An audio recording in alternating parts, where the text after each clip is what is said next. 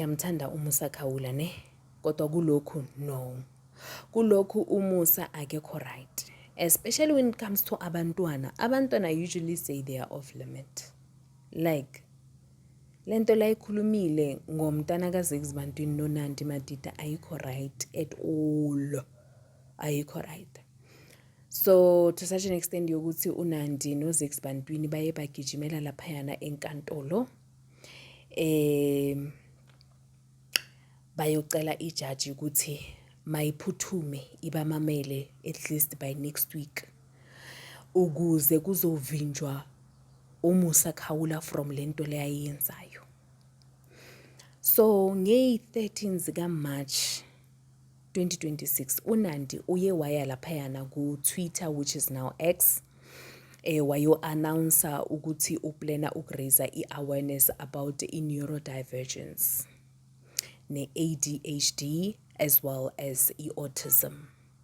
Hayi waphendula uMusa Khawula. Wathi uMusa Nandi's advocacy is self-serving. Uthi uMusa uNandi Madida uyenza lento le asicabangela yena kahle kahle.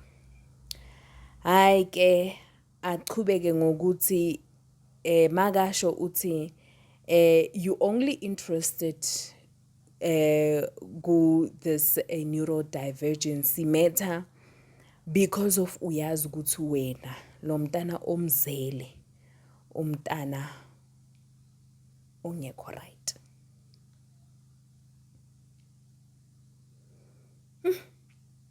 Musa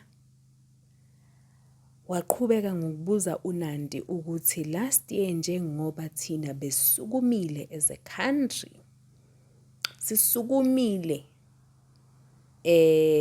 raise ama-awareness ama-campaign nge-GBV, wawukuphi? Ikhona yini into ke wayisho wena ukubonisa ukuthi nawe uyakhathazeka ngalento le ye-GBV? Makaceda lapho wayigcina ngokuthi good luck to you nengane yakho engathathi kahle. Wathi xoxo gossip girl. Musa awa. So le post lena apparently allegedly abo Nandi no Zakes bona bayithole nge-14, right? Bayibone nge-14 zika March, and then from there bacela i-lawyer yabo uRichard ukuthi makacele kahle kahle makatshele uMusa ukuthi makayikhiphe leyo post leyo. So hayi ke uMusa ngekhanda elikhulu nami uzongivulela icala. Ngiyadlala Musa. uMusa hayi umile nje umile bheka la. Yazi ne ngiya understand ukuthi no, this is showbiz. Nami into engiyenza lo, it's called showbiz, whereby sisebenza ngokureporta ngama celebrity nani.